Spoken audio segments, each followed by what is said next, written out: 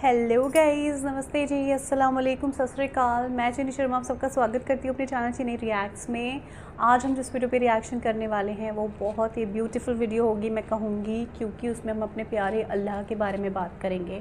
हाँ जी, जो हमारी वीडियो का टाइटल है वो है who is Allah and what science says about him.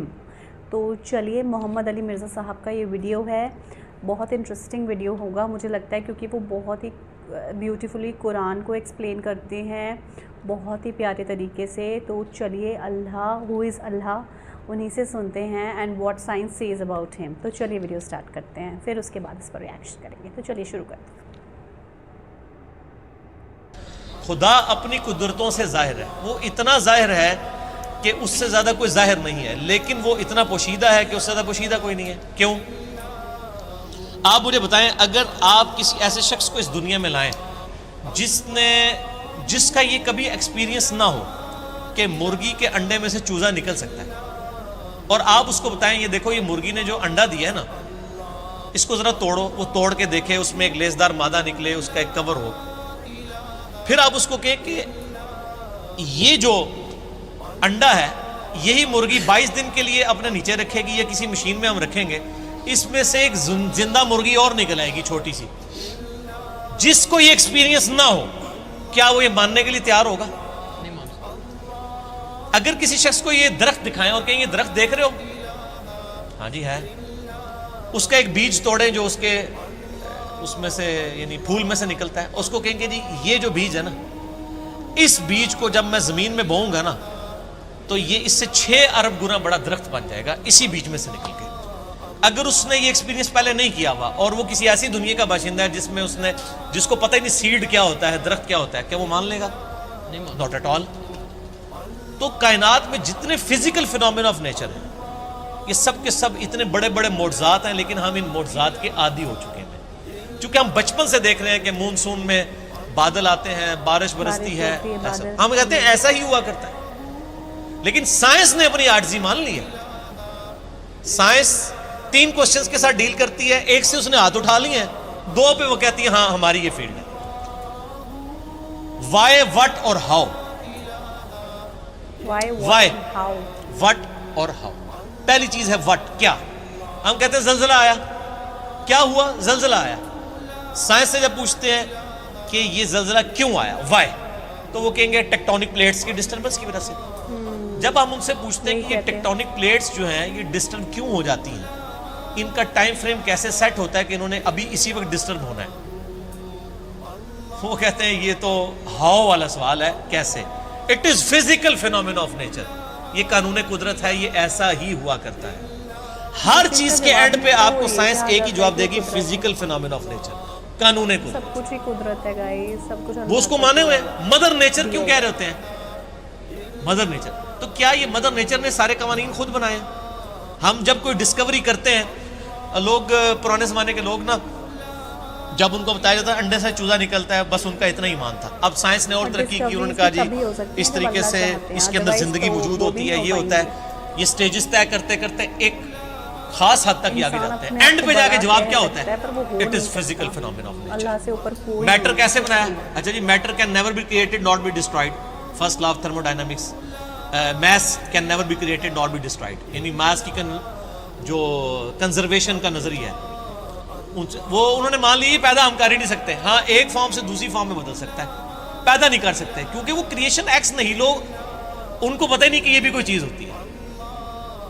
वो कहते हैं बस सब कुछ था, अब आगे चले। हम कहते हैं वो सब कुछ था, उससे पहले क्या था? वही चीज है। वो जैसा डार्विन ने कहा है कि मैं जब भी मोर को देखता हूं ना मुझे बुखार चढ़ जाता है, कि जब ये मोर पर फैलाता है, ये इतने ऑर्गेनाइज्ड, क्या इसने मोर ने खुद अपने आप को बना लिया या इसको किसी ने बनाया? अगर किसी ने बनाया है तो क्रिएटर का कॉन्सेप्ट तो अल्टीमेटली, फिर आखिरी जो क्वेश्चन था वो गॉड को किसने क्रिएट किया। इसमें मेरा वो लेक्चर था, हु क्रिएटेड गॉड, और जदीद शैतानी वसवसों का तहकीकी जायजा। An intellectual reply to professor Richard Dawkins, जो ऑक्सफोर्ड के प्रोफेसर हैं, उनकी किताब द गॉड डिल्यूजन, जो इस वक्त टेक्स्ट बुक समझी जाती है एथिज्म की, उसके जवाब में मेरा वो लेक्चर था। फिर मैंने उसमें मैथमेटिकली इस चीज़ को साबित किया। जितने फिजिकल फिनोमेना ऑफ नेचर है ये सिर्फ एक्सप्लेन करते हैं ये चीज़ कैसे हो रही है। लेकिन ये इसकी ओरिजिन क्या है? सूरज मशरिक से निकलता है, ये एक इंफॉर्मेशन है। इस इंफॉर्मेशन ने सूरज को पैदा नहीं किया। अब जितने मैथमेटिकल फार्मूले, मैथमेटिकल जितने भी इक्वेशंस हैं वो एक्सप्लेन करती हैं वर्किंग को। उन इक्वेशंस ने उस चीज को पैदा नहीं किया होता। सूरज के ऊपर आप केमिकल फार्मूले लिख लें, ये हीलियम से बना, हाइड्रोजन, ये फार्मूले है ना। क्या हीलियम ने सूरज को पैदा किया? हाइड्रोजन ने पैदा किया? वो तो खुद पैदा हुई है। तो हर चीज को डिप डीक करेंगे एक supreme being, super natural agency, supreme authority की तरफ आपको गाइडेंस मिलेगी। और वो हर चीज इंसान अपने ऊपर गौर कर ले। सर मेरी मर्जी के बगैर मेरे गुर्दे रोजाना 25 दफा डायलिसिस कर रहे हैं। मेरी मर्जी के बगैर मेरी आंखें रोजाना 12,000 दफा झपक रही हैं। 23,000 दफा सांस अंदर और 23,000 दफा बाहर मेरे फेफड़े कर रहे हैं मेरी मर्जी के बगैर। मेरी अपनी, मेरा दिल रोजाना 1 लाख दफा धड़क रहा है। 10,000 लीटर खून पंप कर रहा है मेरी नसों में, जिसकी लेंथ 1 लाख किलोमीटर है। ये तो आज साइंस की बरकत है ना। रिवील्ड नॉलेज के बाद ये एक्वायर्ड, 2 ही नॉलेज है ना इस्लाम में, या रिवील्ड नॉलेज है वही का इल्म, या acquired knowledge, the knowledge obtained through observations and experiments. Definite इल्म है। इसी एक्वायर्ड नॉलेज ने आज हमें इस काबिल किया। ये मेरी वीडियो रिकॉर्ड हो रही है। आज इंसान को अल्लाह ताला ने कितना एक तरक्की करवाई कि उसने क्या कुछ नहीं कर लिया। लेकिन बायोलॉजी का एक लॉ उन्होंने फाइनल कर लिया कि living things can never be created out of non living things. जिंदा चीज जिंदा से ही बनती है। अंडा कोई नहीं बना सकता साइंटिस्ट, सीड कोई साइंटिस्ट नहीं बना सकेगा, वो दरख्त में से ही लेना पड़ेगा। और दरख्त कहां से आया है? वो कहते हैं फिजिकल फिनोमेना ऑफ नेचर। दरख्त को मानना पड़ेगा, फिर आगे चलेंगे आप। तो आपने जिस चीज को पहले मान लिया हुआ ना, असल में उसको डीप डीक करेंगे ना तो उसके बनाने वाला, ठीक है ना। तो ये खुदा जाहिर है, लेकिन वो बातें इसलिए कि इन्नल्लज़ीना यख्शौना रब्बहुम बिलग़ैब लहुम मग़फ़िरतुन व अज्रुन कबीर। जो लोग बगैर देखे अपने रब से डरते हैं उनके लिए है मग़फ़िरत और अजर अज़ीम। वरना तो इम्तिहान रहेगा नहीं। ये दुनिया इम्तिहान का इसीलिए है कि अल्लाह ताला सिर्फ अपनी कुदरतों से अया है, खुद बैकफुट पे है। मुझे तो हर चीज़ में खुदा नजर आता है। मुझसे पूछें, मैं जब तरबूज काटता हूँ ना, मैं परेशान हो जाता हूँ कि यार इतने से बीज से इतनी ऑर्गेनाइज फॉर्म में ये तरबूज बना, जिसमें करोड़ों तरबूजों का डाटा मौजूद है।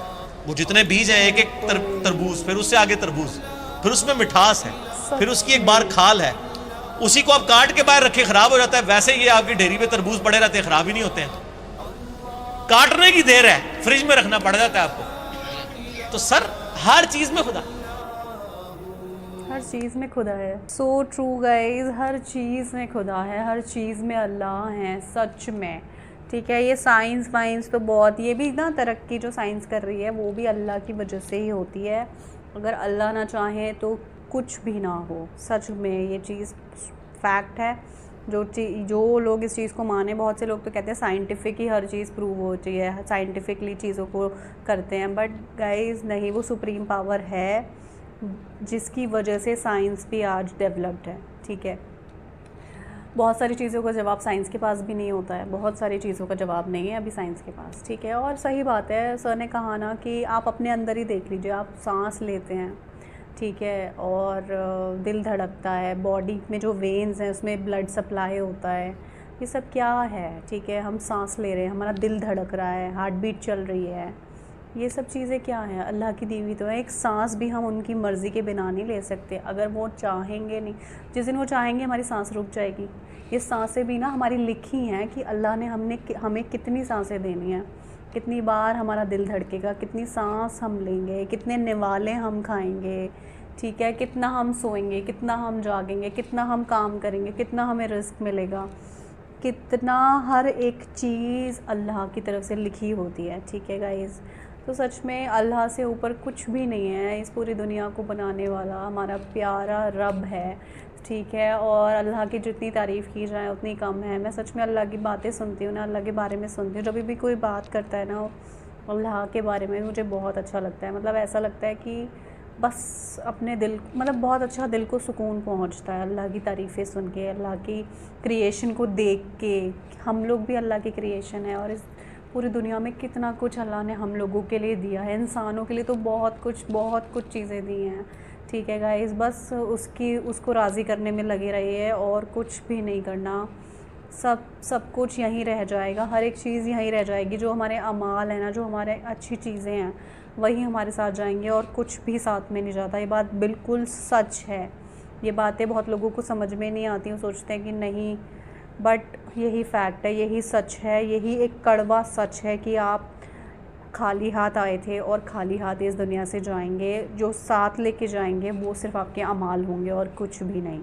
जितनी जल्दी सच्चाई को लोग एक्सेप्ट करेंगे उतना ही उन लोगों के लिए अच्छा है। आई होप आप लोगों को वीडियो बहुत अच्छा लगा होगा। अगर वीडियो अच्छा लगा हो तो इसको लाइक ज़रूर करिएगा, चैनल को सब्सक्राइब कर लीजिए और वीडियोस को ज़्यादा से ज़्यादा शेयर करिएगा और लोगों तक पहुंचनी चाहिए, अच्छी अच्छी बातें लोग सीखें, हमारा यही मकसद है। और हम भी कुछ सीखें, वो लोग भी, जो भी लोग आप लोग वीडियोस देखते हैं, कुछ ना कुछ आप लोग को ज़रूर सीखने के लिए मिलता होगा।